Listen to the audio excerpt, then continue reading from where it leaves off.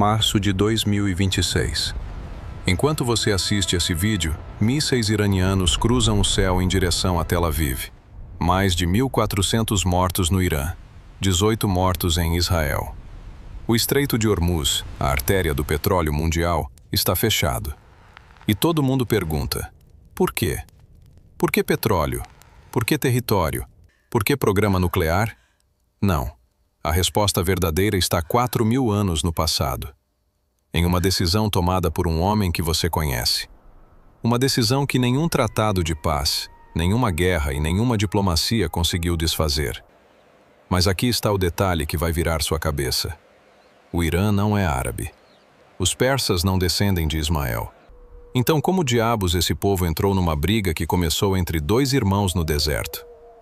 Fica até o final porque a conexão é absolutamente chocante. E antes que a gente mergulhe fundo, se você curte conteúdo que vai nas raízes profundas da história, se inscreve agora. Porque essa é a história mais mal contada do Oriente Médio. E você está prestes a entender por que ninguém consegue resolver esse conflito. Vamos voltar ao começo. Muito antes de Israel existir. Muito antes do Islã. Ao momento exato em que tudo rachou. Ur dos Caldeus, sul do que hoje é o Iraque, 4.000 anos atrás. Ali vivia um homem chamado Abrão. Tinha riqueza, posição social, propriedades. Tinha tudo que um homem poderia querer, menos uma coisa. A coisa mais importante naquela cultura: filhos. Sua esposa, Sarai, era estéril. Gênesis capítulo 11, versículo 30, registra isso com frieza cirúrgica. Sarai era estéril, não tinha filhos. Ponto final. Como se a Bíblia quisesse que você sentisse o peso disso antes de continuar lendo. Porque naquele tempo, não ter filhos não era só uma tristeza pessoal. Era vergonha social. Era fracasso existencial. Era uma mulher que se olhava no espelho todo dia e via a prova viva de que algo estava errado. E um homem que sabia que seu nome morreria com ele. Foi nesse contexto que chegou o chamado. Uma voz ordenou que Abrão deixasse sua terra, sua família, a casa do seu pai, que fosse para um lugar que seria mostrado depois. Sem mapa, sem endereço, só uma promessa. E que promessa! Farei de você uma grande nação. Abençoarei os que te abençoarem. E em você serão benditas todas as famílias da terra. Você consegue sentir a ironia cruel disso? Deus promete transformar Abrão no pai de uma nação gigantesca. E o homem que recebe essa promessa não consegue ter nenhum filho com a própria esposa. Mas Abrão obedeceu. Tinha 75 anos. Empacotou tudo, levou Sarai, o sobrinho Ló, os servos, os rebanhos. E partiu. Chegou em Canaã. Deus apareceu de novo e confirmou: a tua descendência darei esta terra. Abrão construiu um altar, o primeiro de muitos. Cada altar era uma marca no chão, um testemunho de fé. Eu continuo acreditando no que não consigo ver. Passaram-se 5 anos, depois 10, depois 15. A promessa continuava sendo promessa. O ventre continuava vazio. Gênesis 15 registra uma das cenas mais poderosas da Bíblia. Deus leva Abrão para fora da tenda, sob o céu noturno do deserto, e diz: olha para o céu, conta as estrelas se puderes. Assim será a tua descendência. E o texto diz algo que teólogos estudam há séculos. Abrão creu no Senhor, e isso lhe foi imputado como justiça. Ele acreditou, olhando para milhões de estrelas, com a esposa estéril dormindo dentro da tenda. Mas acreditar não faz a dor desaparecer. E todo mês, a biologia confirmava. O milagre não chegava. A brecha entre a promessa e a realidade só aumentava. Abrão agora tinha 85 anos. Sarai, 75. Foi nesse desespero silencioso que Sarai tomou a decisão que ressoa até hoje.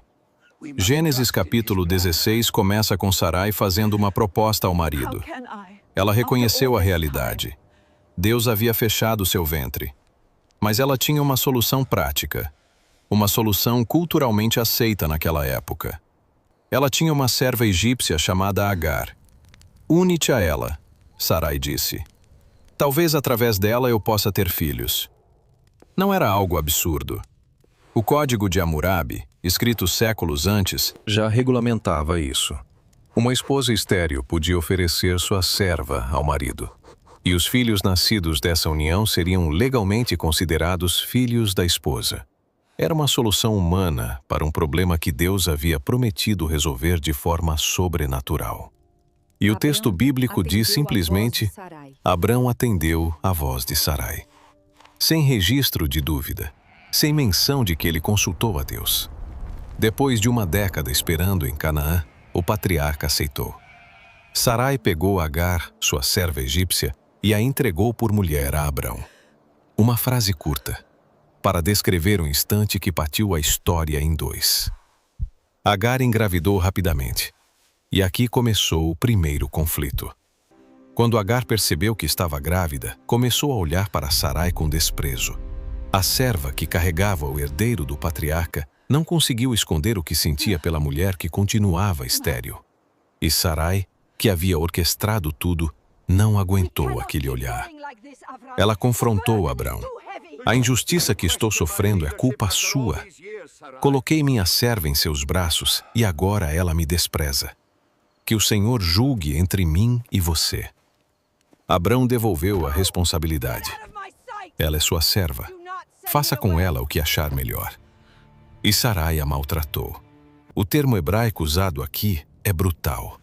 É o mesmo verbo que a Bíblia usa para descrever a opressão dos egípcios sobre os israelitas gerações depois. Tanta foi a dureza que Agar fugiu. Uma mulher egípcia, sozinha, grávida, se jogando no deserto. Era praticamente uma sentença de morte. Mas Agar não estava sozinha. O anjo do Senhor a encontrou junto a uma fonte no deserto, no caminho para Sur. E aqui acontece algo que muita gente perde. Agar se tornou a primeira pessoa em toda a Bíblia a receber a visita de um mensageiro celestial de forma pessoal. A primeira. Não foi um patriarca. Não foi um sacerdote. Foi uma serva egípcia fugitiva no meio do deserto. O anjo perguntou de onde ela vinha e para onde ia. Ela respondeu com honestidade: Estou fugindo da minha senhora. Então veio a ordem difícil: volte e se submeta a ela. Mas junto com a ordem, veio uma promessa que arranca o fôlego. Multiplicarei grandemente a tua descendência, de tal modo que não se poderá contá-la. Você entende a magnitude disso? Deus estava prometendo à serva egípcia quase exatamente o que havia prometido ao patriarca hebreu. Descendência incontável. Multiplicação grandiosa. 2 povos numerosos nasceriam da mesma raiz. Mas o anjo acrescentou algo mais sobre o filho que ela carregava. Darás à luz um filho e lhe chamarás Ismael. Ele será como um jumento selvagem. Sua mão será contra todos, e a mão de todos contra ele. Era uma profecia de tensão perpétua. O menino que ainda não tinha nascido já tinha inscrito no seu destino um conflito sem trégua. Agar voltou, se submeteu, e deu à luz um filho que Abrão chamou de Ismael. O patriarca tinha 86 anos. Pela primeira vez em muito tempo, tinha um herdeiro. Durante 13 anos, Ismael foi o filho, o único. Cresceu na tenda do pai, aprendeu seus caminhos, assumiu o lugar de primogênito. Para todos os efeitos, era ele quem herdaria a promessa. Então Deus voltou a intervir. Abrão tinha 99 anos quando o Senhor se manifestou e mudou tudo. Seu nome foi transformado em Abraão, pai de multidões. Sarai virou Sara, princesa. E veio a notícia que alteraria tudo. Sara, aos 90 anos, daria à luz um filho. Seu nome seria Isaque. E com ele Deus estabeleceria um pacto eterno. A reação de Abraão foi reveladora. Ele caiu de rosto no chão e riu. Não era zombaria exatamente. Era a risada do espanto. Incredulidade misturada com uma alegria que ele não sabia processar. E então ele fez um pedido que mostra o quanto amava o filho que já tinha. Que baste Ismael viver diante de ti. Era um pai rogando pelo filho que criou durante 13 anos. Deus escutou esse pedido. Respondeu que havia abençoado Ismael, que o faria frutificar e multiplicar em grande maneira, que geraria 12 príncipes e se tornaria uma grande nação. Mas o pacto específico e eterno, seria estabelecido com Isaque. A distinção era definitiva. Ambos os filhos seriam abençoados. Ambos se tornariam nações poderosas. Ambos teriam descendência numerosa. Mas só um carregaria o pacto. Só um seria o herdeiro da promessa. Bênção compartilhada. Aliança exclusiva. Sara concebeu e deu à luz Isaque quando Abraão tinha 100 anos. O filho impossível havia chegado. Nascido de uma mulher de 90 anos e um homem centenário. Sara declarou: Deus me deu motivo de riso. Todos que souberem disso rirão comigo. Isaque cresceu. Foi desmamado. Abraão preparou um grande banquete. E foi durante essa festa que o conflito latente explodiu. Sara viu o filho de Agar zombando.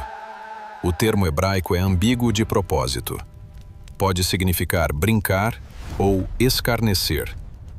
Não sabemos exatamente o que Ismael estava fazendo, mas a reação de Sara foi cristalina. Ela exigiu que Abraão expulsasse a serva e seu filho. O filho dessa escrava não vai herdar junto com meu filho Isaque. Era uma exigência radical. Ismael tinha uns 17 anos. Havia crescido como filho de Abraão, o único filho por mais de uma década. E agora deveria ser enviado ao deserto com sua mãe, com um cantil de água e um pedaço de pão. O texto diz que isso pareceu muito penoso a Abraão, por causa de seu filho. Era um pai sendo forçado a escolher entre 2 filhos que amava. Mas Deus interveio. Disse a Abraão: Ouve Sara em tudo o que ela te disser, porque em Isaque será chamada a tua descendência. Mas também do filho da serva farei uma nação, porque é tua descendência. Na manhã seguinte, Abraão levantou cedo.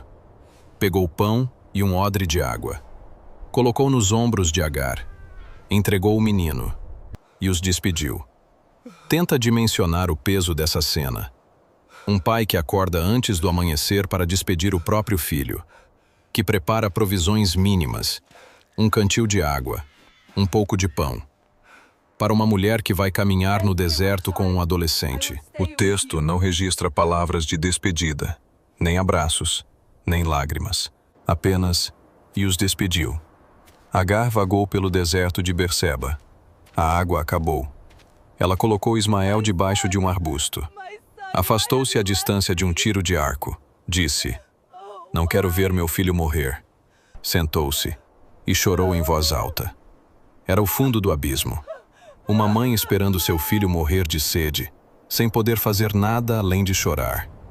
Mas Deus ouviu a voz do menino. O anjo de Deus chamou Agar do céu. O que te aflige? Não temas. Levanta-te, pega o menino pela mão, porque dele farei uma grande nação. Deus abriu os olhos dela. Ela viu um poço de água. Encheu o cantil. Deu de beber ao filho. Ismael sobreviveu. Cresceu no deserto de Parã. Tornou-se arqueiro. Sua mãe lhe arranjou uma esposa do Egito, conectando-o de volta às raízes dela.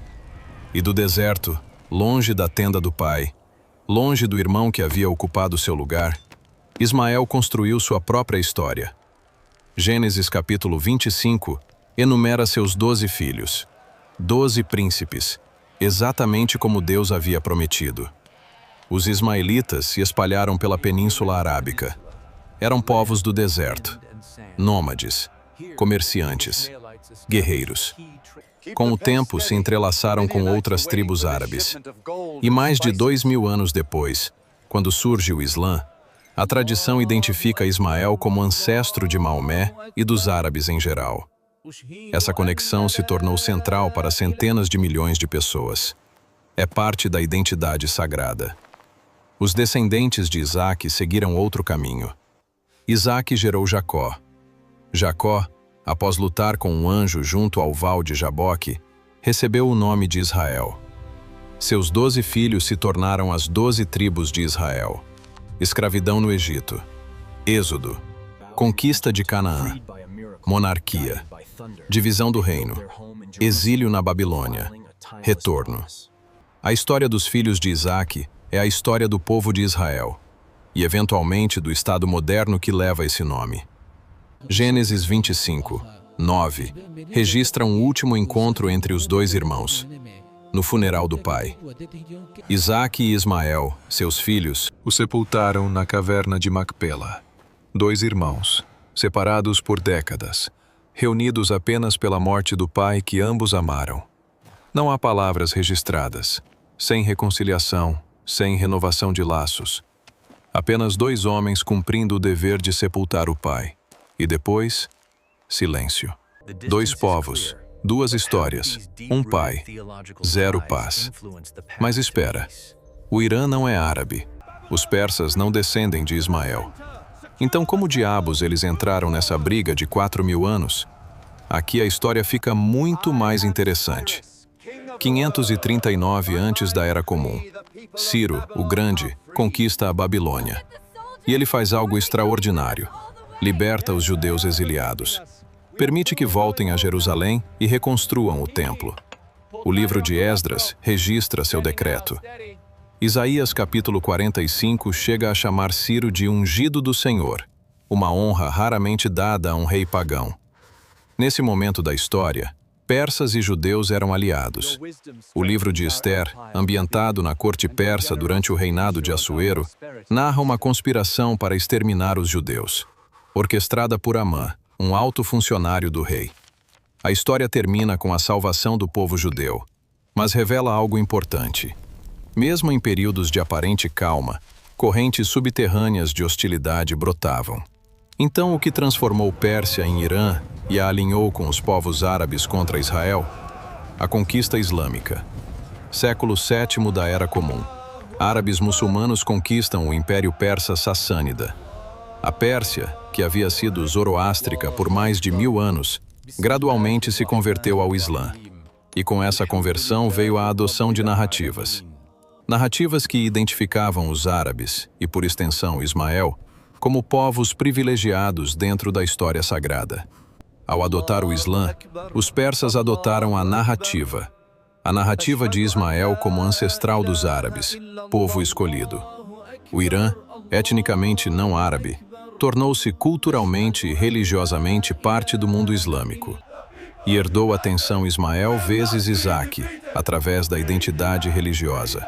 Mas o salto final aconteceu em 1979. A Revolução Islâmica derrubou o Shah. O Ayatollah Khomeini assumiu. O Irã se tornou uma república teocrática com o Islã xiita como fundamento. E um dos pilares ideológicos dessa nova república foi a oposição ao Estado de Israel. A causa palestina foi adotada como bandeira. O Irã se posicionou como líder do mundo islâmico contra o sionismo. Não era mais étnico, era ideológico, era religioso, era existencial. A ironia é devastadora. Um povo que não descende biologicamente de Abraão se tornou o principal adversário de outro povo que descende. Mas ao adotar a narrativa islâmica, o Irã herdou também a ferida de 4.000 anos. O filho desprezado, o irmão expulso, a aliança negada. Israel representa Isaque, o filho do pacto. O Irã representa Ismael, o filho da bênção sem aliança. E aqui está o insight profundo que ninguém te conta. Não é sobre território, não é sobre petróleo, é sobre legitimidade cósmica.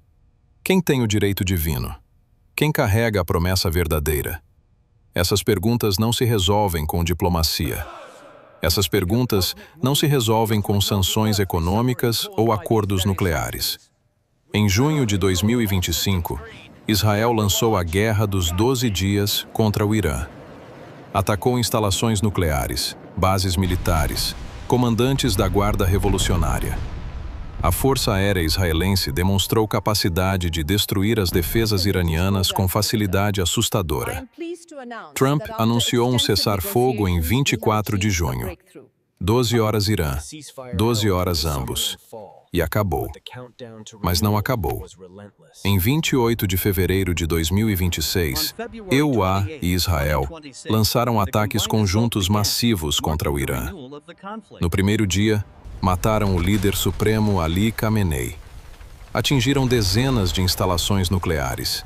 Alvos civis foram atingidos, hospitais, escolas. Em Minab, um bombardeio numa escola primária matou mais de 170 crianças. O Irã retaliou. Lançou centenas de mísseis e drones contra Israel e bases americanas no Bahrein, Jordânia, Kuwait, Catar, Arábia Saudita, Omã. O Estreito de Hormuz foi fechado. Os preços do petróleo dispararam. Mais de 1.400 mortos no Irã até agora. 18 mortos em Israel. E todo mundo continua perguntando: por quê? Agora você sabe. A resposta está numa tenda no deserto, 4.000 anos atrás. Aqui está a parte que ninguém quer aceitar. A tragédia dessa história não nasceu da maldade de seus protagonistas. Sara não era cruel ao oferecer Agar. Era uma mulher desesperada tentando encontrar um jeito de cumprir uma promessa que parecia impossível pelos caminhos ordinários. Agar não era orgulhosa ao sentir-se superior quando engravidou. Era uma serva que, pela primeira vez na vida, tinha algo que sua senhora não podia ter. Abraão não era covarde ao aceitar o acordo, nem ao despedir Ismael ao amanhecer. Era um homem dividido entre 2 filhos, obedecendo ao que entendia como direção divina. Todos estavam tentando fazer o melhor com as circunstâncias que tinham. E ainda assim, o resultado foi de uma magnitude que nenhum deles previu. 4.000 anos de tensão não nasceram da vilania. Nasceram da humanidade, da impaciência diante das promessas de Deus, de soluções humanas aplicadas a problemas que exigiam espera divina, de ciúme, medo e orgulho ferido. Os ingredientes mais comuns da experiência humana, combinados numa configuração que produziu consequências que até hoje se medem em sangue. Vou te mostrar como uma fratura civilizacional se forma. Uma esposa oferece sua serva, razoável culturalmente. Pressão de décadas esperando. Um marido aceita, também pressionado. Década e meia esperando a promessa. Uma serva olha com desprezo. Primeira vez grávida. Hormônios. Ego. Uma senhora responde com violência. Ego ferido. Autoridade desafiada. Uma expulsão ao amanhecer. Obediência a Deus? Covardia? Ambos. Cada passo tinha sua lógica. Cada decisão fazia sentido no momento. Nenhuma parecia estar criando uma fratura civilizacional. Mas a soma desses passos produziu exatamente isso. E aqui está a lição universal que ninguém quer ouvir. Grandes tragédias históricas raramente começam com grandes maldades. Começam com impaciência, com medo, com soluções humanas para problemas divinos. Abraão morreu aos 175 anos. O texto diz que partiu avançado em dias, cheio de anos. Mas não diz que morreu em paz. Como poderia? Viu seus 2 filhos se separarem. Enviou Ismael ao deserto com água e pão. A história que começou com uma promessa de bênção para todas as nações terminou gerando uma das fraturas mais duradouras da civilização.